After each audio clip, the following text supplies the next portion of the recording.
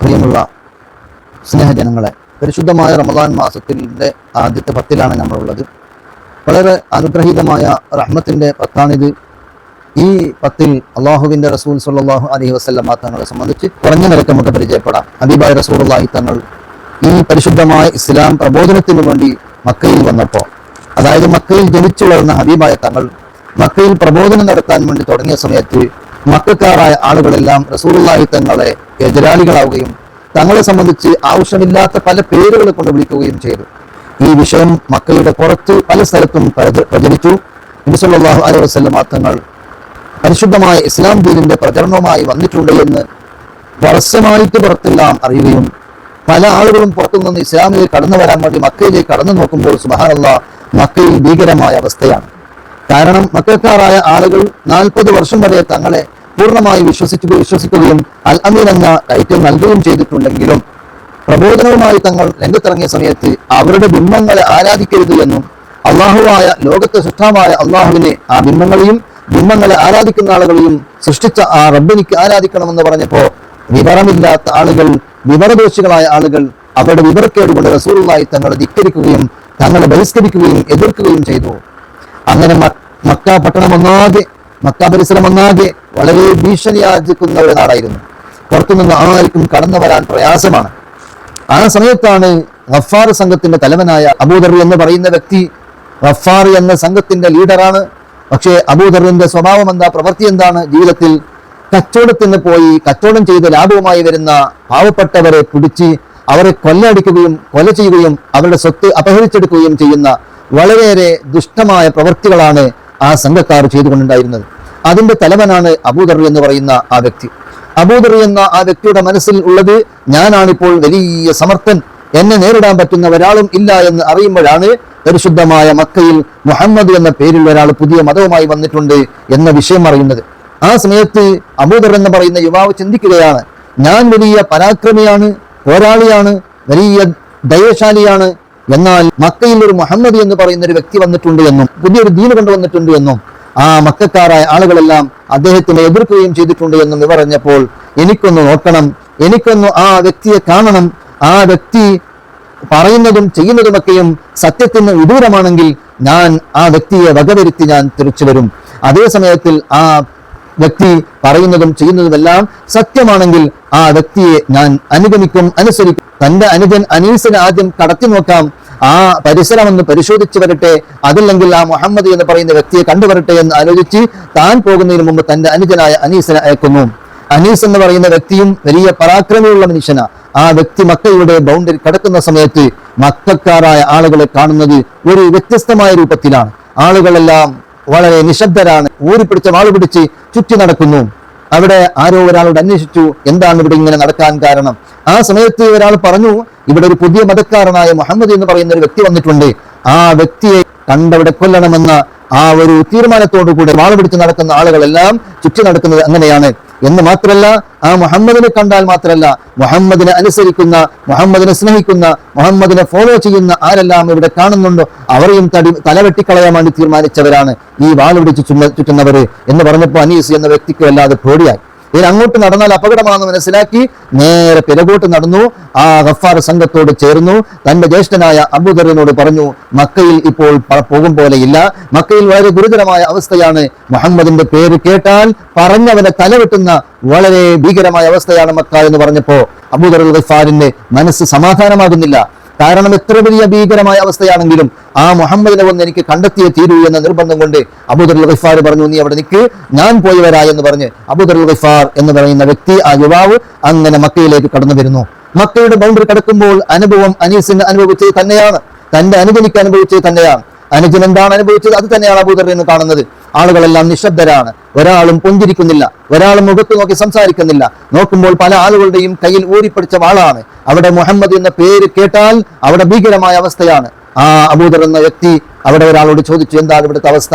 എല്ലാ വിവരം പറഞ്ഞു കൊടുത്തു. മുഹമ്മദ് എന്നൊരു പുതിയൊരു മതക്കാരൻ വന്നിട്ടുണ്ട്, ആ വ്യക്തിയുടെ മതത്തോട് എതിർപ്പും ആ വ്യക്തിയോട് എതിർപ്പും കാണിച്ചുകൊണ്ടാണ് ഈ കാണുന്ന ആളുകളെല്ലാം വാളൂരി നടക്കുന്നത്.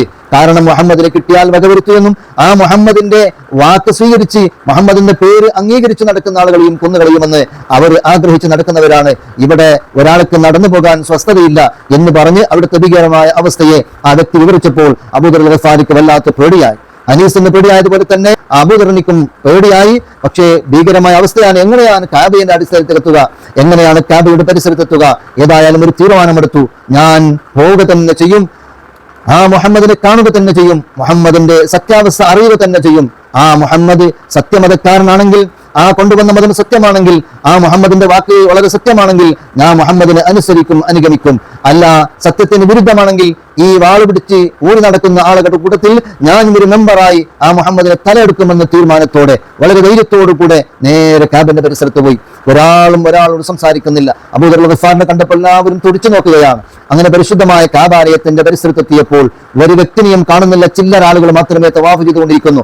അവരാരും തമ്മിൽ ആശയവിനിമയം നടത്തുന്നില്ല, സംസാരിക്കുന്നില്ല. ഈ ഒരു ഭീകരമായ അവസ്ഥ കണ്ടപ്പോ അബൂദർ എന്ന് പറയുന്ന വ്യക്തി അന്ന് ആ കാബയുടെ പരിസരത്ത് പാർക്കാൻ തീരുമാനിച്ചു. ആ തീരുമാനിച്ച സമയത്ത് അന്ന് രാത്രി ബഹുമാനപ്പെട്ട സയ്യിദന അലി ബിൻ അബി ത്വാലിബ് റളിയല്ലാഹു തആല അൻഹു കാബയുടെ പരിസരത്തേക്ക് തവാഫിന് വരികയാണ്. മഹാനവറുകൾ ആ മക്കയുടെ ഭീകരമായ അവസ്ഥയെ പൂർണ്ണമായി അറിഞ്ഞുകൊണ്ടാണ് കാബയിലേക്ക് വരുന്നത്. കാബയുടെ പരിസരത്തെത്തുമ്പോഴേക്കും ഒരു അപരിചിതനായ മക്കക്കാരനല്ലാത്തൊരു വ്യക്തിയെ കാണാൻ കഴിഞ്ഞു. സുബ്ഹാനല്ലാഹ്, ഈ വ്യക്തിന്റെ ഉദ്ദേശം എന്താണ്, ഈ വ്യക്തി എന്തിനാണ് വന്നത് എന്ന പല ചോദ്യങ്ങളും ബഹുമാനപ്പെട്ട അലി ബിൻ അബി ത്വാലിബിന്റെ ഖൽബിൽ ഉദിക്കുകയാണ്. കാരണം ഈ പരിസരം അത്ര നല്ല പരിസരമല്ല, മോശപ്പെട്ട പരിസരമാണ്. ഹബീബായ തങ്ങളെ കൊന്നുകളയാൻ വേണ്ടി ആളുകൾ കാത്തു നിൽക്കുന്ന സമയത്ത് ഒരു പരിചയമില്ലാത്ത ഒരു വ്യക്തിയെ കാബയുടെ പരിസരത്ത് കാണുമ്പോൾ അലി ബിൻ അബി ത്വാലിബ് റളിയല്ലാഹു അൻഹു എനിക്ക് വല്ലാതെ പേടിയും വല്ലാതെ ആശങ്ക ഉണ്ടായി. ആ വ്യക്തിയെ വീക്ഷിച്ച് നോക്കുകയാണ്. നോക്കുമ്പോൾ ഒന്നും അദ്ദേഹത്തിന്റെ കയ്യിലില്ല, ആയുധങ്ങളൊന്നുമില്ല. അദ്ദേഹം കാബയുടെ പരിസരത്ത് ഇങ്ങനെ ഇരിക്കുകയാണ്. കുറേ നേരം നോക്കി അവസാനം അലി ബിൻ അബി ത്വാലിബ് മറ്റൊന്നാണ് ചിന്തിച്ചത്. എന്റെ ഹബീബായ നബി സല്ലല്ലാഹു അലൈഹി വസല്ലമ തങ്ങൾ നമ്മോട് പഠിപ്പിച്ച ഒരു തത്വമാണ്, നമ്മുടെ നാട്ടിലേക്ക് വിദേശക്കാരനായ ഒരാൾ അതിഥിയായി വന്നാൽ അദ്ദേഹത്തെ സൽക്കരിക്കണം, അദ്ദേഹത്തിന് ഭക്ഷണം കൊടുക്കണം, അദ്ദേഹത്തിന് ഉറങ്ങാൻ സൗകര്യം കൊടുക്കണം എന്ന് ആ ഹബീബ് പഠിപ്പിച്ചതുപോലെ ഞാൻ ഈ വ്യക്തിയെ വീട്ടിലേക്ക് കൊണ്ടുപോയി ഭക്ഷണം കൊടുക്കുന്നു എന്ന് പറഞ്ഞ് അബൂദറിന്റെ അടുത്തേക്ക് ഇങ്ങനെ വരികയാണ്. അബൂദർ ഗഫാരി ആണെങ്കിലോ ഈ പരിസരത്ത് ഒരാളെയും നോക്കുന്നില്ല, കാണുന്നില്ല. അപ്പോൾ എന്റെ ഇന്നത്തെ രാത്രിയുടെ അവസ്ഥ എന്താണ് എന്നിങ്ങനെ ചിന്തിച്ചുകൊണ്ടിരിക്കുന്നു. ഭക്ഷണത്തിന്റെ അവസ്ഥ എന്താണ്, വരങ്ങേണ്ടത് എവിടെയാണ്, ആരാണ് എനിക്ക് അഭയം നൽകുന്നത് എന്നിങ്ങനെ ചിന്തിച്ചുകൊണ്ടിരിക്കുമ്പോഴാണ് ബഹുമാനപ്പെട്ട അലി ബിൻ അബി ത്വാലിബ് റളിയല്ലാഹു അൻഹു അബൂദറിന്റെ അടുത്തേക്ക് ചെല്ലുകയാണ്. അലി ബിൻ അബി ത്വാലിബ് റളിയല്ലാഹു അൻഹു ചിന്തിക്കുന്നു, ഇദ്ദേഹത്തോട് ഞാൻ എങ്ങനെയാണ് ചോദിക്കുക? ചോദിച്ചാൽ ഇദ്ദേഹം ഒരുപക്ഷേ മുഹമ്മദ് നബി സല്ലല്ലാഹു അലൈഹി വസല്ലം തങ്ങളുടെ ആളായിരിക്കാം. ആളായാൽ സന്തോഷം തന്നെയാണ്. അതല്ല, ഈ വ്യക്തി മുഹമ്മദ് നബിക്കെതിരായ ശത്രുവാണെങ്കിലോ അപകടമാണ്. ആ ചോദ്യം, ആ ഭാഗത്തേക്ക് ഞാൻ കടക്കുന്നില്ല. ഹബീബായ തങ്ങൾ എന്നോട് പഠിപ്പിച്ചത് അന്യ നാട്ടിൽ നിന്ന് വന്ന ഒരാളെ സൽക്കരിക്കണമെന്നല്ലേ, അതുകൊണ്ട് ഈ വ്യക്തിയെ ഞാൻ വീട്ടിലേക്ക് കൊണ്ടുപോകുന്നു എന്ന് പറഞ്ഞ് അബൂദറിനെ വിളിച്ചു കൊണ്ടുപോവുകയാണ്. വീട്ടിലേക്ക് ഭക്ഷണം കഴിച്ചു വരാം. ആ പോകുന്ന സമയത്ത് അലി ബിൻ അബി ത്വാലിബ് റളിയല്ലാഹു അൻഹു മുന്നിൽ നടക്കുന്നു, അബൂദർ ഗഫാരി പിന്നിൽ നടക്കുകയാണ്.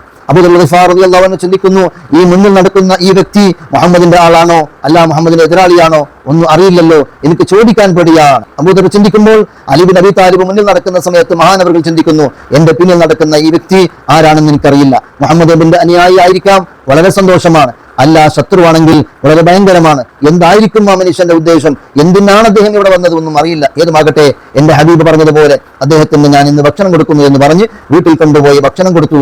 രണ്ടുപേരും ഭക്ഷണം കഴിച്ചു. പക്ഷേ ഒരക്ഷരം അങ്ങോട്ടും സംസാരിച്ചില്ല.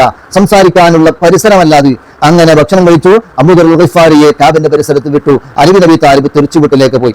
അന്ന് രാത്രി ഇങ്ങനെ ചിന്തിക്കുന്നു, ആ വ്യക്തിയുടെ അവസ്ഥ എന്താണ്, ഏത് നാട്ടിൽ നിന്ന് വന്ന ആളാണ്, എന്തിനാണ് വന്നത്, ഹബീബായ റസൂലുള്ളാഹി തങ്ങളെ കൊല്ലാൻ വേണ്ടിയാണോ, ഈ മക്കക്കാർ വിളിപ്പിച്ചതാണോ എന്നിങ്ങനെ ചിന്തിച്ചെന്ന് അലി ബിൻ അബി ത്വാലിബ് റളിയല്ലാഹു അൻഹു രാത്രി കഴിച്ചു. രണ്ടാം ദിവസം പരിശുദ്ധ കാബ ഷരീഫിന്റെ അടുത്തെത്തുമ്പോഴേക്കും ബഹുമാനപ്പെട്ട അലി ബിൻ അബി ത്വാലിബിനെ കാണാൻ കഴിയുന്നത് ഇന്നലത്തെ അതേ വ്യക്തി ഇന്നും അവിടെ ഇരിക്കുന്നു.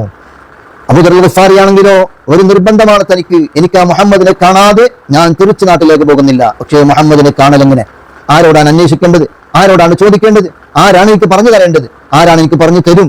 എനിക്ക് ചോദിക്കുമ്പോൾ ആ മുഹമ്മദ് നബിന്റെ അനുയായിയായിരിക്കെങ്കിൽ, ആ അനുയായി ആണെങ്കിൽ വളരെ സന്തോഷമാണ്, എനിക്കതിന് മറുപടി നൽകും, കിട്ടും. അതേ സമയത്ത് ആ വ്യക്തി റസൂലുള്ളാഹി തങ്ങളുടെ ശത്രുവാണെങ്കിൽ ഞാൻ എങ്ങനെ ചോദിക്കും എന്നിങ്ങനെ ഹൈറാനത്തോടുകൂടെ ആ രണ്ടാമത്തെ ദിവസവും കാബിന്റെ പരിസരത്ത് താമസിക്കുമ്പോഴാണ് ഇന്നലെ തനിക്ക് ഭക്ഷണം തന്ന ആ വ്യക്തി ഇന്ന് കടന്നു വരുന്നു. ബഹുമാനപ്പെട്ട അലി ബിൻ അബി ത്വാലിബ് റളിയല്ലാഹു അൻഹു കാണുന്നു. ഇന്ന് ഞാൻ ഭക്ഷണം കൊടുത്ത് കാബിന്റെ പരിസരത്താക്കി ആള് പോയിട്ടില്ല, ഇന്നും കാബിന്റെ പരിസരത്ത് തന്നെ ഉണ്ട്. എന്താണ് ഇതിന്റെ ഉദ്ദേശം? എന്തോ ഒരു നിഗൂഢമായ ഒരു തന്ത്രം ഇദ്ദേഹത്തിന്റെ പിന്നിലുണ്ടാകും. ചിലപ്പോൾ ഈ മക്കാർ മുഹമ്മദ് നബിയെ കൊല്ലാൻ വേണ്ടി കൊണ്ടുവന്ന വിദേശക്കാരനായ ഏതെങ്കിലും ഒരു കൊലയാളി ആയിരിക്കാം, കൊല്ലാൻ വേണ്ടി ഒരുങ്ങി വന്ന ആളായിരിക്കാം എന്ന് വിചാരിച്ചു. മറ്റൊരു വശം ചിന്തിക്കുകയാണ്, അല്ല മുഹമ്മദ് നബി സല്ലല്ലാഹു അലൈഹി വസല്ലം തങ്ങളെ ആളായെങ്കിലോ വളരെ സന്തോഷമാണ്. ഏതുമാകട്ടെ ഇന്ന് രാത്രിയും അദ്ദേഹം ഇവിടെ ഒറ്റയ്ക്കിരിക്കുകയാണ്. എന്റെ ഹബീബ് പഠിപ്പിച്ചിട്ടുണ്ട്, നിങ്ങളുടെ നാട്ടിലേക്ക് വിദേശക്കാരനായ ഒരാൾ വന്നാൽ നിങ്ങൾ വിരുന്ന് സൽക്കരിച്ച് അദ്ദേഹത്തിന്റെ നല്ലോണം സൽക്കരിക്കണമെന്ന് പറഞ്ഞ ഹബീബിന്റെ വാക്ക് ഞാൻ സ്വീകരിക്കുന്നു എന്ന് അലി ബിൻ അബി താലിബ് റളിയല്ലാഹു അൻഹു രണ്ടാം ദിവസവും അദ്ദേഹത്തെ വീട്ടിലേക്ക് കൊണ്ടുപോവുകയാണ്. ആ സമയത്ത് അബൂദർ ചിന്തിക്കുകയാണ്, ഈ എന്നെ കൂട്ടിക്കൊണ്ടുവന്ന ഈ വ്യക്തി ആരാണ്? ഈ വ്യക്തി മുഹമ്മദിന്റെ ആളാണോ? ഇന്നത്തെ രാത്രിയും അദ്ദേഹം ഈ പരിസരത്ത് വന്ന് എന്നെ വീട്ടിൽ കൊണ്ടുപോകുന്നുണ്ടല്ലോ. അദ്ദേഹം ശത്രുവാണോ മുഹമ്മദ് നബിന്റെ മിത്രമാണോ എന്നറിയില്ലല്ലോ. ഇങ്ങനെയാണ് ഞാൻ അറിയല്, എങ്ങനെയാണ് ഞാൻ ചോദിക്കല്? പരിസരം അത്രയും അപകടകരമായ നിലയ്ക്ക്, വളരെയധികം പരിതാകരമായ നിലയ്ക്ക് നിൽക്കുകയാണ്. അങ്ങനെ അലി ബിൻ അബി താലിബ് വീട്ടിലേക്ക് കൂട്ടിക്കൊണ്ടു പോകുമ്പോഴും അന്നും ചിന്തിക്കുന്നത് ഈ വ്യക്തിയുടെ മർമ്മ ഉദ്ദേശം എന്താണെന്ന് പക്ഷേ ചോദിക്കാൻ വേണ്ടിയാണ്. വീട്ടിലെത്തി ഭക്ഷണം കൊടുത്തു. രണ്ടാം ദിവസം കാബിന്റെ പരിസരത്ത് തന്നെ വീട്ടിൽ തിരിച്ചുപോയി. അലി ബിൻ അബി താലിബ് രണ്ടാം ദിവസം ചിന്തിക്കുന്നു, എന്താണ് ഈ മനുഷ്യന്റെ ഉദ്ദേശം? പരിസരമെല്ലാം മക്ക പരിസരമെല്ലാം വളരെയേറെ നിഗൂഢമായി നിൽക്കുകയാണ്. ആളുകളെല്ലാം ഒരാളോട് സംസാരിക്കുന്നില്ല. മുഹമ്മദ് നബി സല്ലല്ലാഹു അലൈഹി വസല്ലം തങ്ങളെ കൊല്ലാൻ വേണ്ടി ഒരുപാട് ശത്രുക്കൾ ഇറങ്ങി നടക്കുകയാണ്. അവർ വാള് പിടിച്ച് ഇങ്ങനെ കരങ്ങുന്നു റോട്ടിൽ കൂടെ. എന്നാൽ ആരെയും പരിചയപ്പെടാൻ കഴിയാത്തൊരവസ്ഥയാണ്. ആ സമയത്താണ് ഈ വളരെ നിഗൂഢമായ നിലയ്ക്ക്, വളരെ ഗുപ്തമായ നിലയ്ക്ക് ഈ വ്യക്തി കാബിന്റെ പരിസരത്ത് വന്ന് നിൽക്കുകയാണ്. ആരോടും സംസാരിക്കുന്നില്ല, ആരും അദ്ദേഹത്തോട് സംസാരിക്കുന്നുമില്ല. എന്തുദ്ദേശമായിരിക്കും? 2 ദിവസം ഞാൻ അദ്ദേഹത്തിന് ഭക്ഷണം കൊടുത്തു എന്ന് നാളത്തെ ദിവസം എന്താണെന്ന് നോക്കാമെന്ന് അന്ന് രാത്രി പാർത്തു. 3-ാമത്തെ ദിവസം അലി ബിൻ അബി താലിബ് റളിയല്ലാഹു അൻഹു പരിശുദ്ധമായ കാബാലയത്തിന്റെ അടുത്തെത്തുമ്പോഴേക്കും അതേ 2 ദിവസം ഭക്ഷണം കൊടുത്ത് കാബിന്റെ പരിസരത്ത് വിട്ട ആ വ്യക്തിയെ 3-ാം ദിവസവും കാബിന്റെ പരിസരത്ത് കാണുമ്പോൾ ഇന്നാ ലില്ലാഹി വ ഇന്നാ ഇലൈഹി റാജിഊൻ, വലിയ അപകടമാണ്, വലിയ അബദ്ധമാണ്. ഈ വ്യക്തി എന്തിനാണ് വന്നത്? 3 ദിവസമായി ഈ മക്കയിൽ നിന്ന് വിട്ടുപോകുന്നില്ല, 3 ദിവസമായി കാബയുടെ പരിസരത്ത് വിട്ടുപോകുന്നില്ല. എന്തോ ഒരു നിർബന്ധം അദ്ദേഹത്തിനുണ്ട്. ഒന്നിരിക്കലോ മുഹമ്മദ് നബി സല്ലല്ലാഹു അലൈഹി വസല്ലം തങ്ങളെ കൊന്നു തന്നെ ഞാൻ പോകുമെന്ന തീരുമാനമായിരിക്കുമോ അദ്ദേഹത്തിൻ്റെത് എന്ന് അലി ബിൻ അബി താലിബിന്റെ മനസ്സിന് വല്ലാത്ത ഭയം കൂടുകയാണ്. പക്ഷേ നിങ്ങളുടെ ഉദ്ദേശം എന്താണെന്ന് ചോദിക്കാനുള്ള പരിസരമല്ല അത്. പക്ഷേ അപ്പോൾ ഓർമ്മ വരുന്നു, എന്റെ ഹബീബ് പഠിപ്പിച്ചതാണ്, ഏതുമാകട്ടെ വിദേശക്കാരനായ ഒരാൾ തന്റെ നാട്ടിലേക്ക് വന്ന് അദ്ദേഹം ഒറ്റപ്പെടുകയാണെങ്കിൽ അദ്ദേഹത്തിന് ഭക്ഷണം കൊടുക്കണം. അത് 3 ദിവസം അദ്ദേഹം തങ്ങുകയാണെങ്കിൽ ഭക്ഷണം കൊടുക്കണമെന്ന്. അന്നത്തെ ദിവസം 3-ാമത്തെ ദിവസമാണ്. അലി ബിൻ അബി താലിബ് റളിയല്ലാഹു അൻഹു അബൂദറിനെ കൂട്ടിക്കൊണ്ടുപോവുകയാണ് വീട്ടിലേക്ക് ഭക്ഷണത്തിന് വേണ്ടി. ഭക്ഷണത്തിന്റെ കാര്യം മാത്രം പറഞ്ഞു എന്നല്ലാതെ മറ്റൊരു വാക്കും അങ്ങോട്ടും ഇങ്ങോട്ടും സംസാരമില്ല.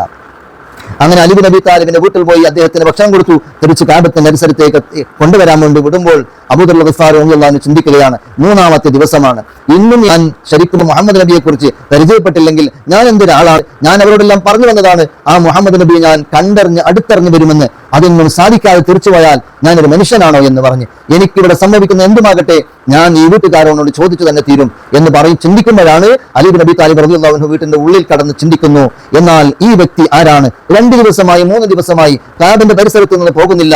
പരിസരമാണെങ്കിൽ ഒട്ടാകെ ഭീകരമാണ്. റസൂലുള്ളാഹി തങ്ങളെ കൊല്ലാൻ വേണ്ടി ശത്രുക്കൾ ഒരുങ്ങി നടക്കുന്ന സമയമാണ്. അവർ വിളിപ്പിച്ച ആളാണെങ്കിൽ അവരെന്തെങ്കിലും ഭക്ഷണത്തിന് വ്യവസ്ഥ ആക്കുമായിരുന്നല്ലോ. ഇല്ല, 3 ദിവസം ഭക്ഷണം കൊടുത്തത് ഞാനാണ്.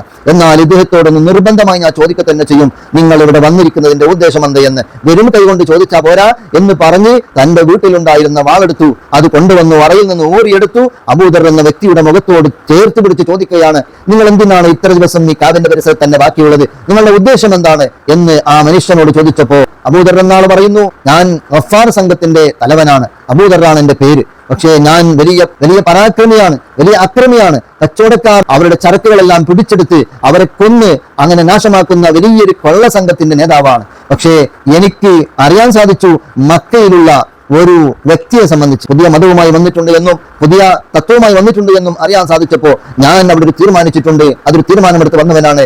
മുഹമ്മദ് എന്ന വ്യക്തിയെ എനിക്ക് കാണണം, അറിയണം.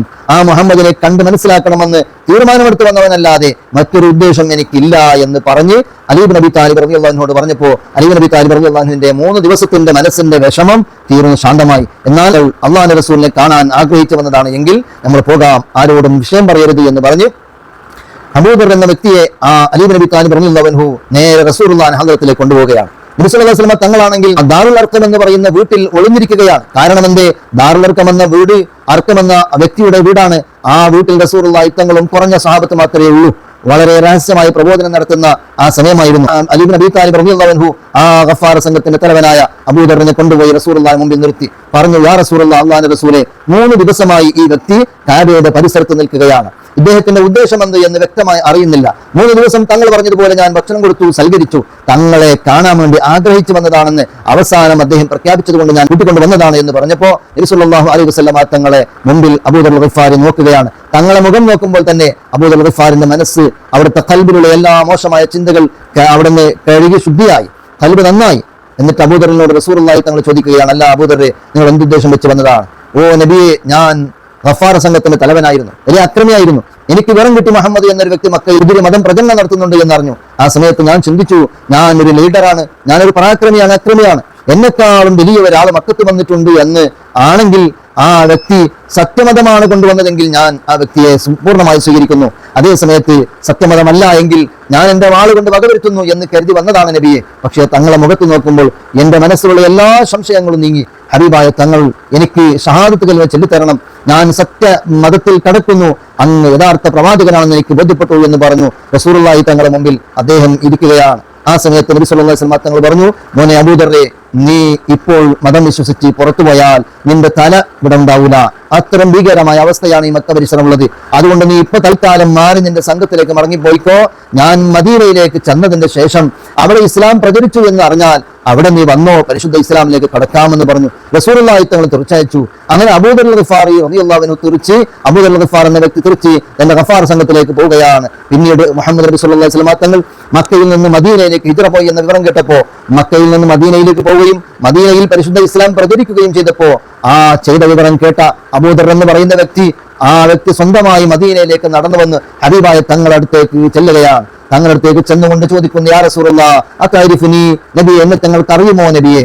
ആ സമയത്ത് റസൂലുള്ളാഹി തങ്ങൾ പറഞ്ഞു, ഖദാറഫ്തു, ഞാൻ മുമ്പേ അറിയാം, മക്കയിൽ നീ വന്ന് മതം വിശ്വസിക്കാൻ വേണ്ടി എന്നോട് നീ ആവശ്യപ്പെട്ടവനല്ലേ, അബൂദർ അല്ലേ എന്ന് പറഞ്ഞു. അതേ നബിയെ, ഞാൻ അബൂദറാണ്, ഗഫാർ സംഘത്തിന് തലവനാണ്. ആ സമയത്ത് തങ്ങൾ എന്നെ മടക്കി വിടുകയും മദീനയിൽ ഞാൻ വന്നതിന് ശേഷം എന്റെ മതത്തിലേക്ക് വരാമെന്ന് പറഞ്ഞു വന്നതാണ്. ഞാൻ മതത്തിലേക്ക് കടന്നു വരുന്ന നബിയെ, എന്നെ സ്വീകരിക്കൂ എന്ന് പറഞ്ഞപ്പോൾ ഹബീബായ നബി സല്ലല്ലാഹു അലൈഹി വസല്ലം തങ്ങൾ ഷഹാദത്ത് കലിമ ചൊല്ലിക്കൊടുത്തു. അബൂദർ എന്ന വ്യക്തി ഷഹാദത്ത് കലിമ ചൊല്ലി മതം വിശ്വസിച്ചു. എന്നിട്ട് അവിടെ നിന്ന് അല്ലാഹുവിന്റെ റസൂലിനോട് പറയുകയാണ്, നബിയെ, വലിയൊരു ഭാഗ്യക്കാരനാണ് ഞാൻ ഇതിനു മുമ്പ് എന്റെ ജീവിതം മുഴുവനും വളരെ ദുഷിച്ച ജീവിതമായിരുന്നു. എനിക്കും എന്റെ സംഘത്തിനും അങ്ങ് ദുആ ചെയ്യണം നബിയെ. ഞാൻ ഒരുപാട് തെറ്റുകുറ്റങ്ങൾ, ഹറാമുകൾ ചെയ്തവരാണ്, ഒരുപാട് ആളുകളെ കൊല്ലടിച്ചവരാണ്, കൊല ചെയ്തവരാണ്. അതുകൊണ്ട് എന്റെ ഗഫാർ സംഘത്തിന്റെ ദോഷം പൊറുക്കാൻ അള്ളാഹുവിന്റെ റസൂൽ പ്രാർത്ഥിക്കണമെന്ന് പറഞ്ഞപ്പോ നബി സല്ലല്ലാഹു അലൈഹി വസല്ലം തങ്ങൾ അള്ളാഹുവിനോട് പ്രാർത്ഥിക്കുകയാണ്, അല്ലാഹുമ്മ ഗഫിർ ലി ഗഫാർ, അല്ലാഹുമ്മ ഗഫിർ ലി ഗഫാർ, അല്ലാഹുമ്മ ഗഫിർ ലി ഗഫാർ. അല്ലാഹുവേ, ഗഫാർ സംഘത്തിന് പുറത്തു കൊടുക്കണേ അല്ലാഹ്, ഗഫാർ സംഘത്തിന് പുറത്തു കൊടുക്കണേ അല്ലാഹ്, ഗഫാർ സംഘത്തിന് പുറത്തു കൊടുക്കണേ അല്ലാഹ് എന്ന് പറഞ്ഞ് ദുആ ചെയ്ത് പിരിഞ്ഞു. പിന്നീട് ചരിത്രം പറയുന്നു, അബൂദർ ഗഫാർ എന്ന് പറയുന്ന സ്വഹാബി തന്റെ നാട്ടിലേക്ക് പോയി ആ സംഘക്കാരെ മുഴുവൻ ആളുകളെയും കൊണ്ടുവന്നു, റസൂലുള്ളാഹിന്റെ ഹദ്റത്തിലേക്ക് കൊണ്ടുവന്നു, മതം വിശ്വസിപ്പിക്കുകയും അവർ മുഴുവനും തൗബ ചെയ്ത് മടങ്ങുകയും പരിശുദ്ധ ഇസ്ലാമിന്റെ ആളുകളായി മാറുകയും ചെയ്തു. അല്ലാഹു തആല ഇങ്ങനെയുള്ള മഹാന്മാരായ സ്വഹാബത്തുൽ കിറാം, ആ അബൂദർ ഗഫാരിയുടെ അവസാനത്തെ ചരിത്രം എന്താണ് എന്ന്, അവസാനം കണ്ണുനീർ ഒലിച്ചു പോകുന്ന സംഭവമാണ് അബൂദർ ഗഫാറിക്ക് പിന്നീട് ഉണ്ടാകുന്നത്. ഇൻഷാ അല്ലാഹ് നെക്സ്റ്റ് ക്ലാസ്സിൽ പറയാം. ആ അബൂദർ ഗഫാർ റളിയല്ലാഹു തആല അൻഹു വലിയ മഹാനാണ്, വലിയ സ്വഹാബിയാണ്. പരിപൂർണമായി ദുനിയാവിനെ വെടിഞ്ഞു അള്ളാഹുവിന്റെ ദീനിലേക്കും അള്ളാഹുവിന് വേണ്ടി ലയിച്ചു പോയൊരു മഹാനാണ്.